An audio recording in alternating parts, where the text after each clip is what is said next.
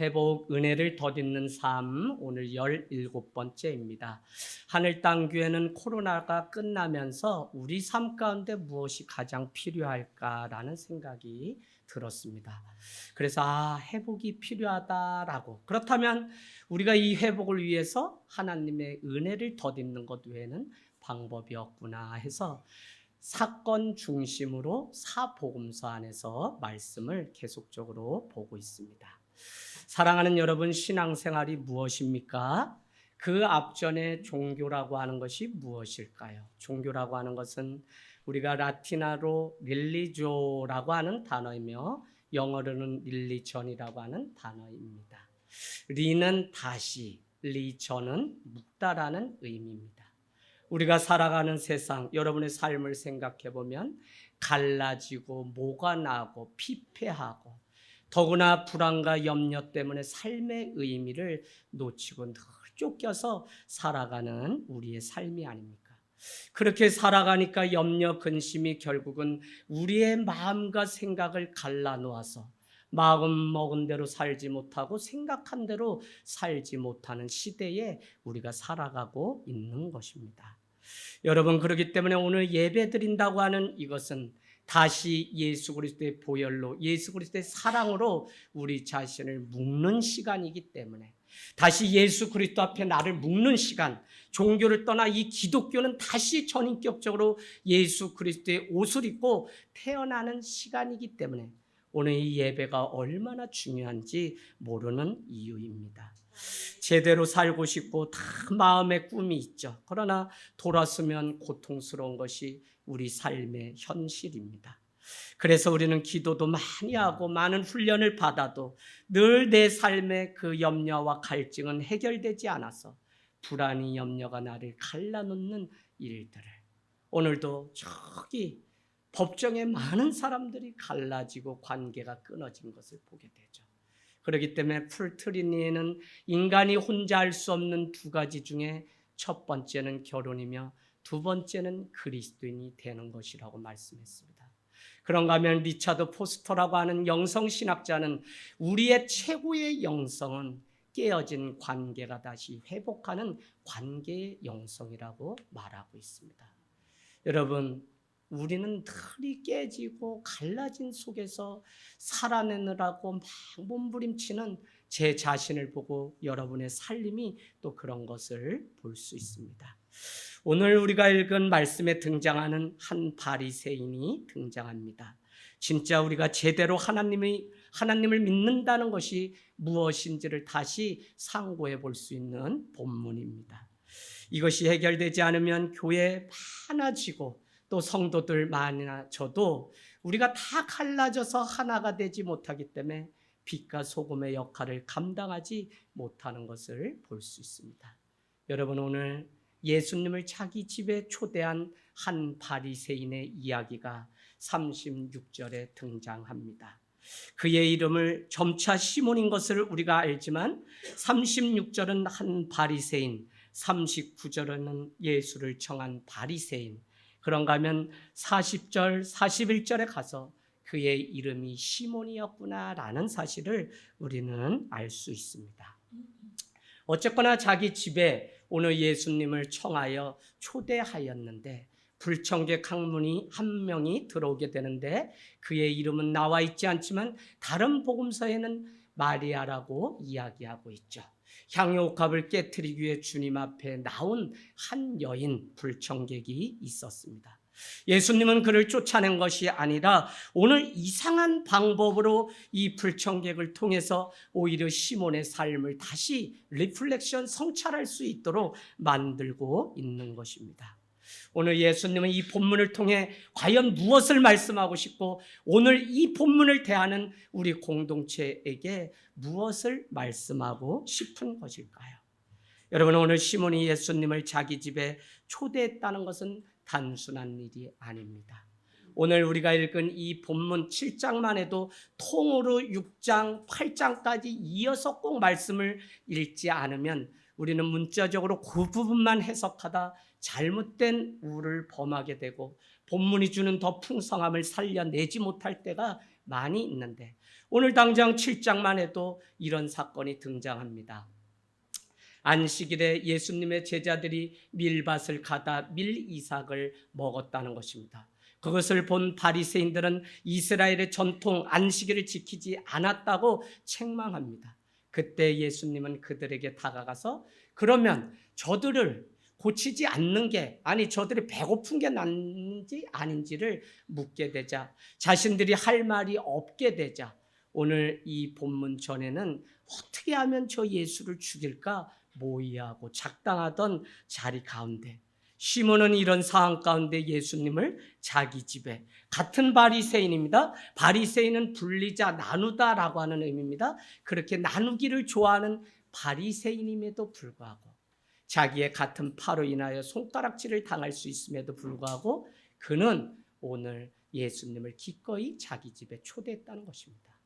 그렇다면 여러분 우리는 한 걸음 더 나아가서 오늘 예수님이 왜 예수님을 시몬이 초대했을까라고 하는 사실입니다.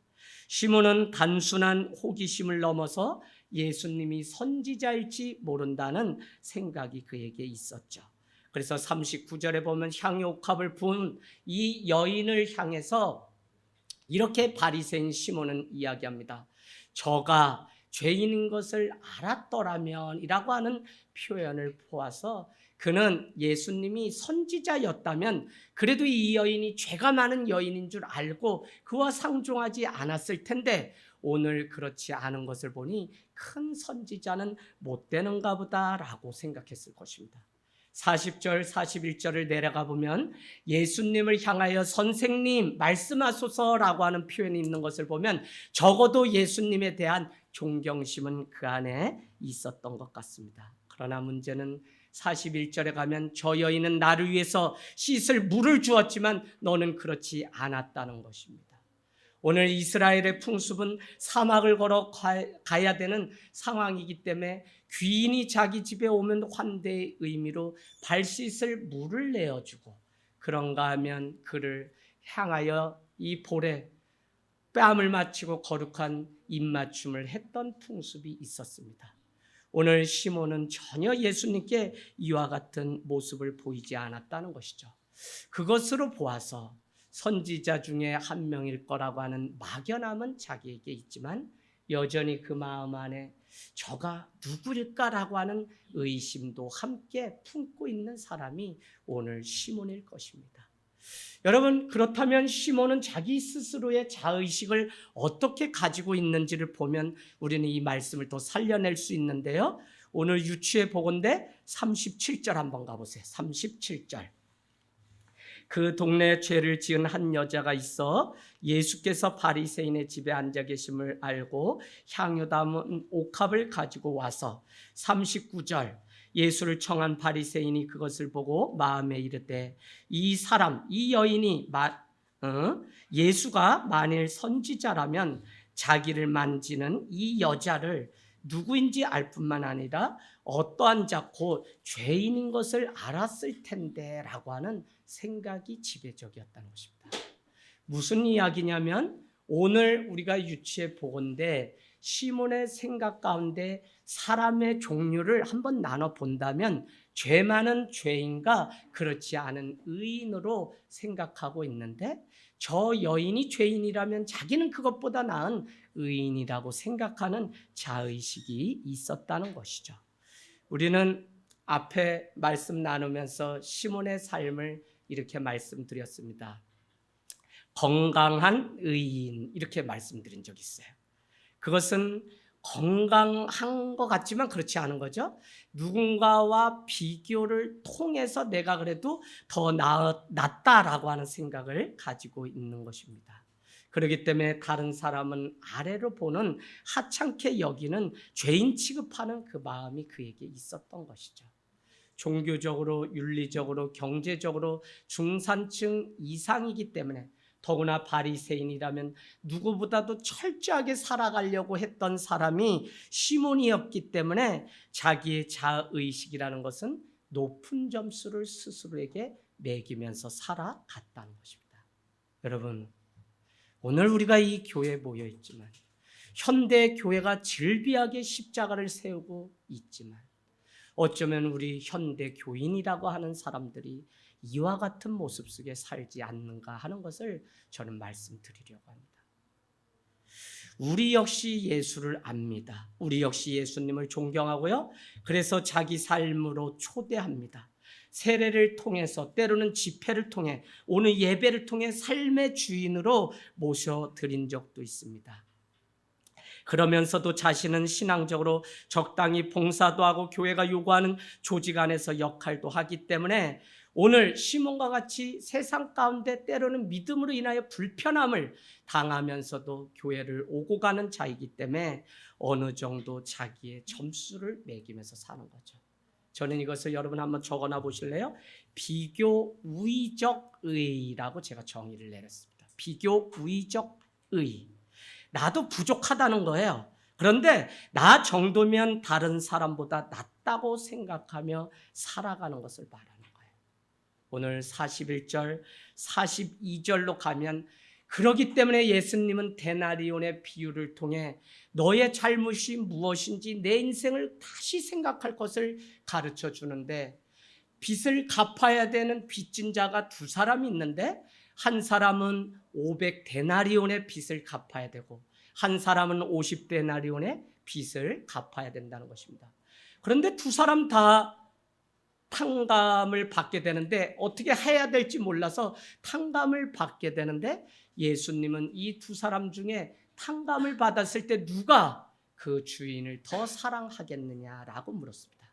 그랬더니 오늘 시몬은 이렇게 대답합니다. 더 많이 탕감받은 자가 그를 더 사랑할 것입니다. 내 말이 옳도다라고 얘기했다는 것이죠. 한 데나리온이 하루 품삯이라면 500데나리온의 빚을 졌다면 적어도 500일을 일을 해야 되는데 약 2년 가까운 시간에 품삯의 빚을 진 거예요. 또 한 사람은 50데나리온이면 50일 정도 일을 해야 갚을 수 있는 빚입니다.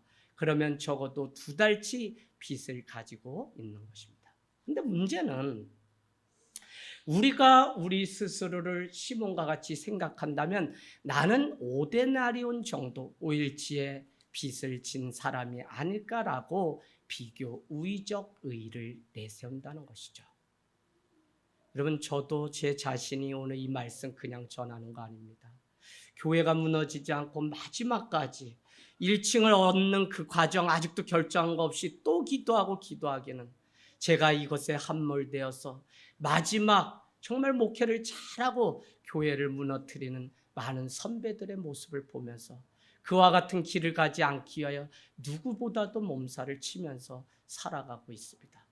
그러나 이것이 저의 의가 되어서 나는 온전한 목사인데 다른 사람들이 이래서 한국교회가 이렇게 됐다고 얘기한다면 저도 시몬에 지나지 않은 사람이구나라는 생각을 이번에 하게 되었어요.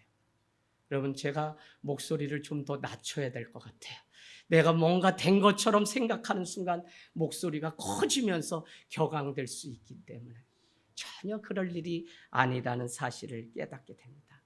오늘 나는 5데나리온 정도에 불과한 사람, 나는 그냥 그래도 그럴 만한, 인정받을 만한 사람이라고 생각하기 때문에 많은 사람들이 교회를 다니지만 왜 교회를 다니고 왜 예배를 드리고 왜 예수님께 내 삶을 드려야 되는지 그 이유를 발견하지 못한 채 오늘 이 교회에 있는 것입니다. 많은 사람들이 예수를 믿고 따른다고 하지만 결정적인 순간에는 예수의 뜻보다 세상의 상식이나 관례를 따라서 살아가려고 합니다. 여러분, 예수님은 이 땅에 오셔서 세례를 받고 가장 먼저 외친 메시지가 무엇이냐면 회개하라는 것입니다. 어느 때부터 한국 교회 안에는 회개하는 모임이 아니라 눈물을 흘리고 자기 안에 있는 이 자기 우의적 의의를 보고 통감하고 탕감하는 이런 것이 아니라 하나님 앞에 자기를 치는 이런 과정들이 다 생략됐어요. 강단이 그냥 예수 그리스도의 복음은 온데간데 없고 어떻게 해서든지 맞춰서 사람 늘리는데 급급한 한국교회가 되었다고요. 그래서는 주님이 원하시는 교회가 될 수 없습니다. 여러분, 이 말씀 듣고 오늘 밤에 가서 생각해 보십시오.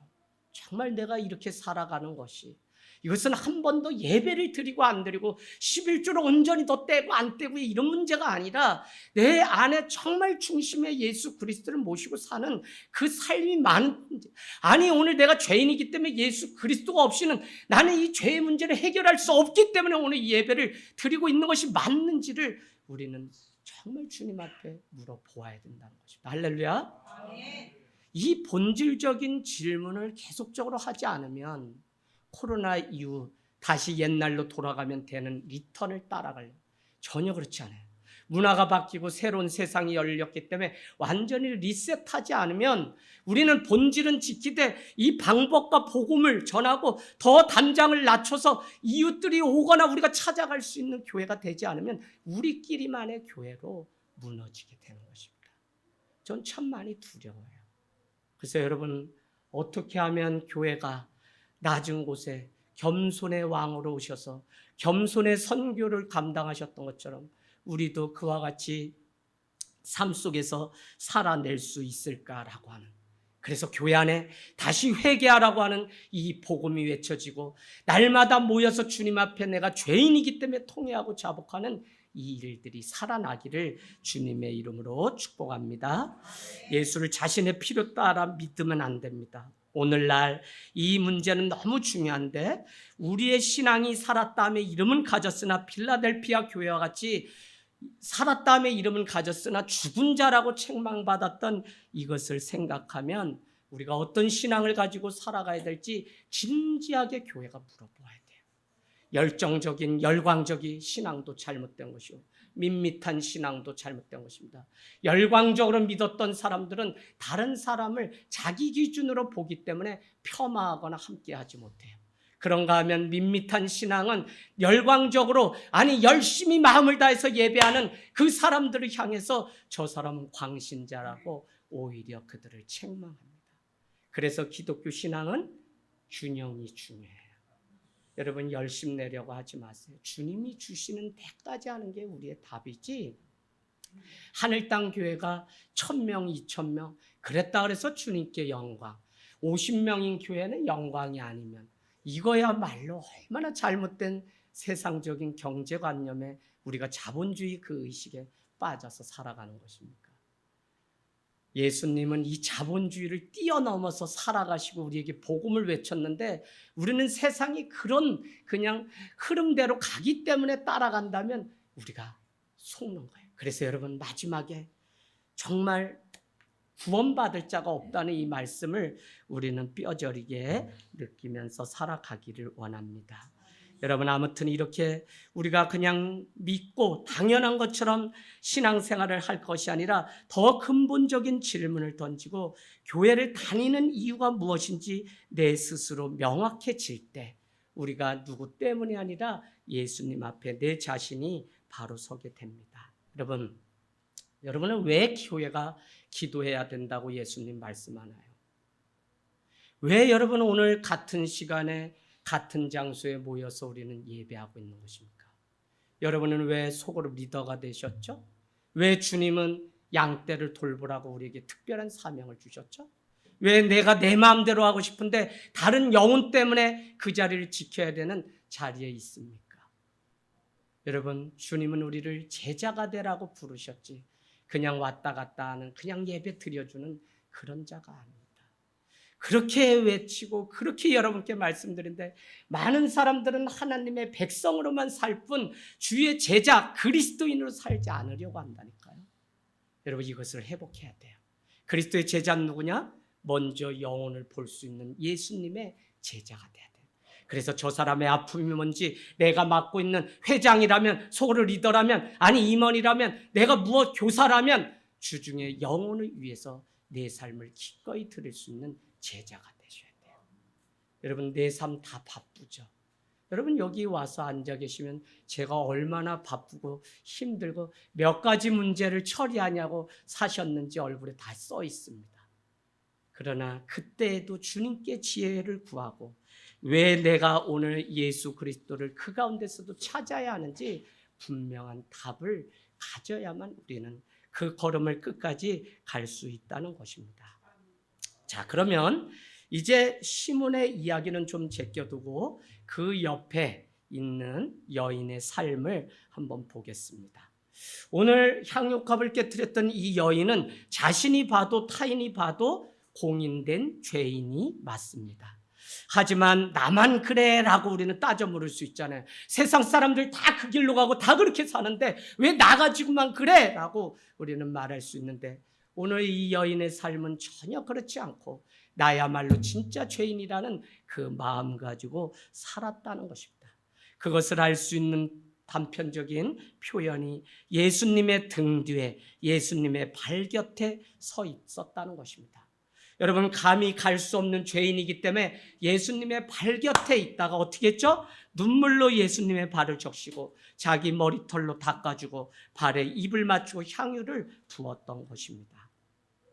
감히 예수님을 정면으로 볼 수 없기 때문에 예수님의 발 앞에 나가서 모든 사람들은 다 떠났지만 사마리아인 한 사람만 돌아와 그의 발 앞에 살해를 했다고 하는 표현을 할 때 비스듬히 옆에서 멀리 떨어져서 그가 감히 예수님을 정면으로 볼 수 없어서 그랬던 것처럼 오늘 향유값을 깨뜨린 이 여인도 그와 같았다는 것이죠. 시몬은 저 여인의 정체를 예수님이 아신다면 그냥 두시지 않으셨을 텐데 라고 39절에 표현하는 것을 보면 경멸하던 여인입니다. 당시 사복음서에 많이 등장하는 것 중에 직업이 두 가지가 있는데 공동체로부터 추방당해서 돌아올 수 없는 직업 두 가지가 뭐라 그랬죠? 창녀와 세리. 그것은 성전 제사나 율법 준수로 해도 구원받을 방법이 없습니다. 그렇기 때문에 그들은 멀리 떨어져서 살아가던 자들인데 예수님은 그들을 굳이 찾아가서 그들과 식사를 하고 그들을 만나 주셔서 그들의 삶을 회복시킨 후에 공동체, 믿음의 공동체로 다시 돌려보내는 일을 했던 것이 예수님의 변방 사역입니다. 오늘 여러분, 이 여인 성매매하던 여인입니다. 죄인입니다. 합법적으로 돈을 모을 수 없는 여인입니다. 그렇기 때문에 돈을 모을 수 있는 유일한 방법이 향유 옥합을 모으는 방법밖에는 없었습니다. 그러나 오늘 이 여인은 예수 그리스도를 만났을 때 재산의 전부를 드리고 예수님의 발에 적셔서 머리털로 닦고 그 발에 입을 맞추고 향유를 깨뜨렸던 것입니다. 이와 같은 충격적인 일, 오늘 사람 취급도 받지 못하는 이 여인은 왜 이렇게 했냐는 것입니다. 그는 예수님을 구원자, 즉 죄 용서하시는 분으로 알았기 때문에 자기의 전부를 드릴 수 있었던 것입니다. 세상 사람들은요, 죄가 가득한데 겉모습만 그럴싸하게 꾸미는 시몬과 같습니다. 자기가 죄인임을 인정한다면 은혜를 주시는 예수님께 직접 나와야 합니다. 그런데 그렇지 않기 때문에 오늘날 교회는 큰일입니다. 이것은 너무 중요합니다. 우리가 예수님을 믿어야 하는 이유나 본질이기도 하기 때문에 중요한 것입니다. 교회는 죄인들이 나와서 회개하고 새 사람을 입는 곳이 교회입니다. 그 전제는 뭐냐? 나는 죄인이다라고 하는 그것을 고백하는 사람만이 의의 길로 갈 수 있다는 것입니다.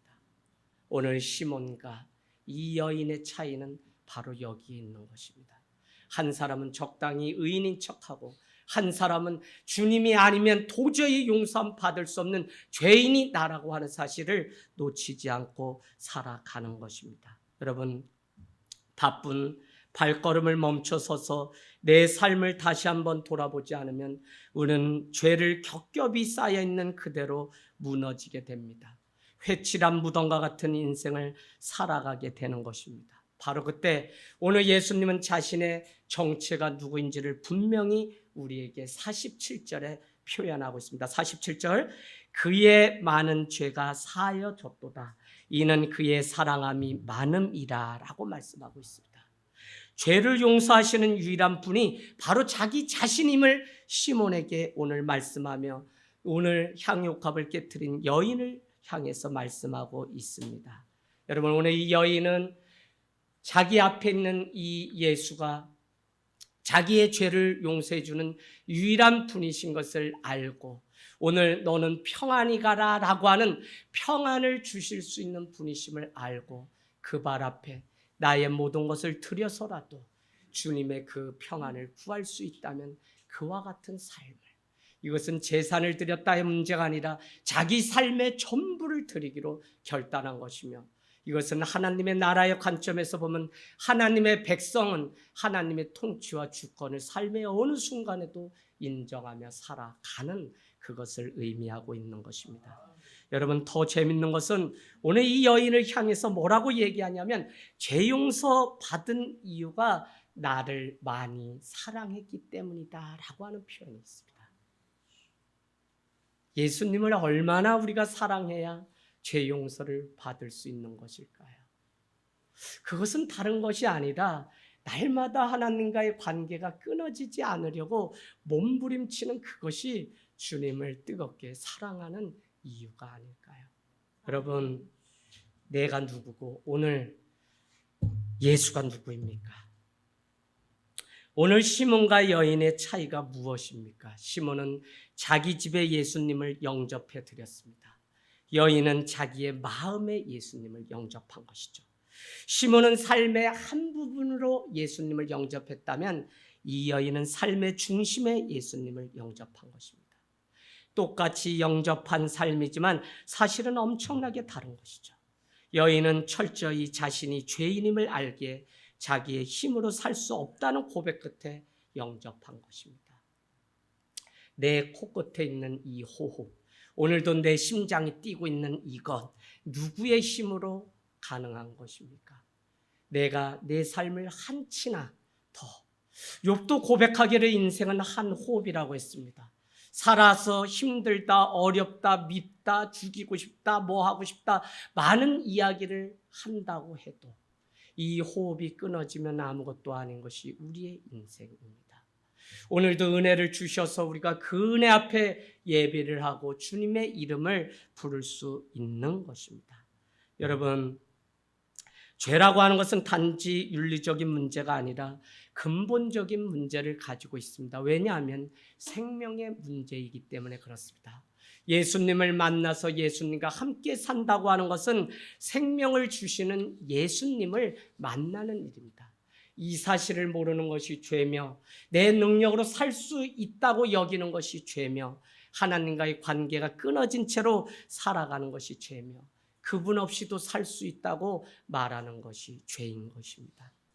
저는 개인적으로 신앙에 있어서 여러 번 우여곡절 다 풍파를 겪으면서 오늘날 목회자가 되었습니다.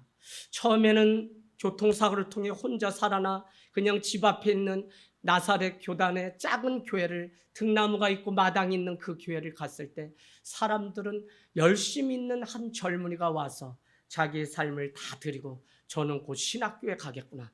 알고 봤더니 믿음의 1세대로 겨우 1년에 12번 제사 지내는데 도저히 그 핍박 속에서 어머니가 우리 아들 뺏겼다고 하소연하시고 올라와서 수련의 장소에 오셔서 한번 넋두리를 하실 정도로 그래요. 그런데 제가 가만히 생각해 보니까 예수를 믿고 13가지 사역을 이미 전도사로 교회에서 임명하고 그렇게 신앙생활을 시작한 지도 얼마 되지 않았는데 그렇게 신앙생활을 하게 된 것입니다.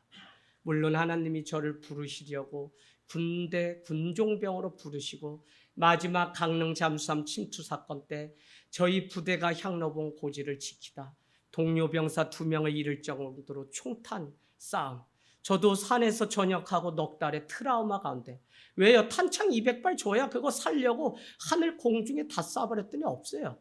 이미 멋있게 옛날 전우라는 영화 봤기 때문에 수류탄 이루 다 해가지고 던져가지고 절 보호해줄 게 아무것도 없어요. 어쨌거나 그 전쟁이 있기 전 어느 가을에 저는 참호 속에 3인 1개조로 되어 곧 전역을 하는데 두려움이 막 오는 것입니다. 그 가운데 청년들이 군대 갈 때 써준 작은 포켓 성경이 있는데 그 성경 말미에 제가 읽었더니 이런 글들이 있어요. 형제 담대하라, 뭐 강하라, 제가 기도할게요. 오빠 기도하고 있어요. 뭐 깽아, 이래가지고 쭉 있어요. 그래서 제가 그걸 보면서 마음의 위로를 얻는데, 그러던 중에 햇살이 쏟아지는 그 산속에서 로마서를 읽어가다 5장에서 무릎을 꿇고 말았습니다. 그럴싸한 믿음으로 산다고 생각했는데 전혀 그렇지 않았던 것입니다. 로마서 5장 8절 한번 가보실까요? 로마서 5장 8절. 거기에다 이재양 목사님이 목회자의 길을 간 말씀. 네. 원래 성자가 되면 성 어거스틴이 뭐에 꽂혀가지고 그렇게 됐다 뭐 이런 거 있어요. 예. 여러분만이라도 좀 써놓으세요 거기다가. 네. 네. 로마서 5장 8절 같이 읽겠습니다. 시작. 우리가 아직 죄인 되었을 때 그래서 우리를 하나님께서 주를 아멘. 우리가 죄인 됐을 때 내가 아무것도 할 수 없다고 여길 때에 내가 정말 무능해서 아무 능력이 없을 때 하나님은 나를 얼마나 사랑하시는지 그 사랑을 확증하시려고 독생자 예수 그리스도를 나를 위해서 주셨다는 거예요. 그날 제가 주님을 사랑하는 척했지 주님을 전심으로 사랑하지 않은 죄인인 것을 알고 주님 전역하면 이 길을 가겠습니다. 어머니 아버지가 반대해도 이 길을 가겠습니다 하고 1차 회심하고 결단하는 가정이 있었어요.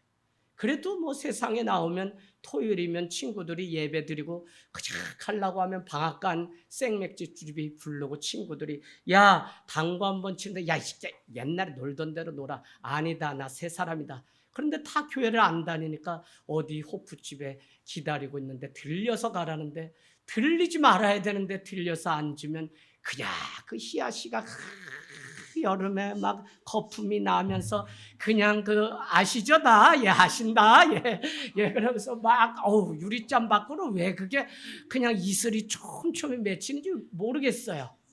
그러면 먹고 싶냐 그러는데 아니다 근데 그럼 만져나 봐라 그리고 이렇게 잔을 주는데 만졌다가 콜라인 줄 알고 그냥 먹은 것처럼 하면서 나도 모르게 야 500cc만 더 이러면서 벌써 똑같은 생활을 26, 7 군대 전역하고도 그러고는 교회 가서 또 리더가 되고 소그룹 리더가 되고 막 교회 안 오면 전화해서 혼을 내고 자기가 못하니까 더 소리만 치고 그냥 그렇게 사는데 이중적으로 하나님을 장신구처럼 여기면서 살아갔던 때도 있습니다. 그럼에도 불구하고 늘 저를 향해서 손을 내미시는 분이 하나님이라는 그 사실을 기억하면서 주님의 길을 가게 되었습니다. 그럼 오늘 말씀 마치면서 오늘 말씀의 주인공은 누굽니까? 누구예요, 승준이? 네, 이게 방송에 나가는데 승준이가 누구냐고 연락이 막 와요, 문자가. 네, 말해줘야 되는데 아휴, 설교 들었는데 자 1번 시몬, 2번 향유값을 부은 여인 누구죠? 2번 네, 오늘 주인공은 시몬입니다. 오늘 예수님을 초대한 사람은 시몬 같지만 사실은 예수님이 찾아간 곳이 시몬의 집입니다. 오늘 이 여인이 주인공 같지만 그와 비교를 통해 너의 삶이 어떻게 사는 것이 믿음이고 신앙이라는 사실을 우리에게 가르쳐주고 있는 것입니다. 예수님을 초대했지만 예수님이 찾아간 시몬의 집, 방문의 목적이 분명히 기록되어 있는데 그냥 그가 나를 대해서 친구나 선생적으로 존경할 만한 대상 정도로 아는 그것이 아니라 친구 이상으로 내가 누구인지를 알았으면 하는 마음으로 바리새인 시몬의 집에 방문했던 것입니다. 36절 한 바리새인, 39절 예수를 청한 바리새인, 40절 다 같은 사람이죠? 시몬아 내가 내게 이를 말이 있다. 그러니까 결론적으로 뭐냐면 오늘 예수님이 시몬의 집에 찾아간 이유는 분명히 오늘 세상이 갈라져도 너에게 아니 나에게 우리에게 해줄 말이 있기 때문에 그 집에 본인이 갔다는 것입니다.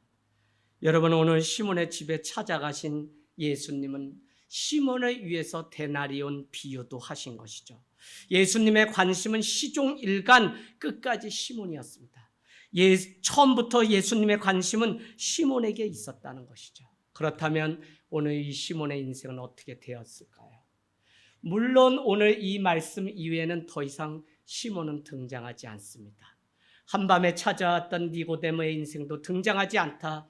요한복음 21장에 향유 옥합을 깨뜨려서 그를 위해서 예수님을 위해 시체에 장사를 지내는 그 사람의 이름을 한밤에 찾아왔던 니고데모라고 하는 자가 예수의 시체에 향유를 부어 장사를 지냈다는 표현이 있는 것으로 보아 니고데모의 인생이 변했구나 라고 유추할 수 있는 것처럼 오늘 우리의 신앙이라는 것은 만남이고 관계 맺기고 사건입니다.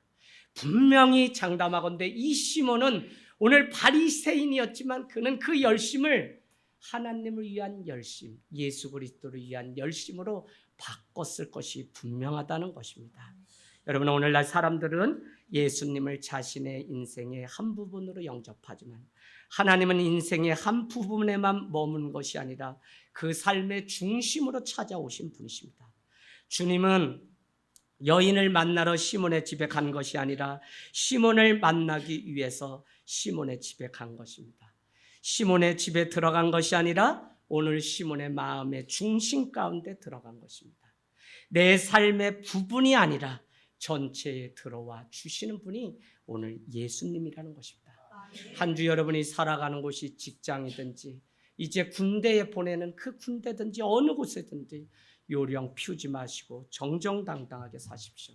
그분을 내 삶의 부분으로 모셔드리지 말고 전체로 모셔드리는 순간 빛과 소금의 삶을 살아갈 뿐만 아니라 우리를 향해서 너는 내 제자라고 칭송하는 그 일들이 있을 줄로 믿습니다. 아멘. 아멘.